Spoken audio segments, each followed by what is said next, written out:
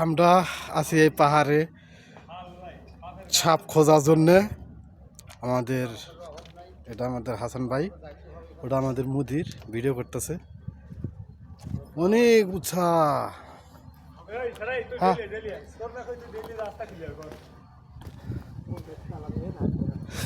50 তলা থেকে নামলাম। ভিডিওটা অনেক লম্বা হবে, সবাই একটু সাপোর্ট করবেন অনুরোধ। দেখবেন পোকামাকড় থাকতে পারে, সবাই দোয়া করবেন।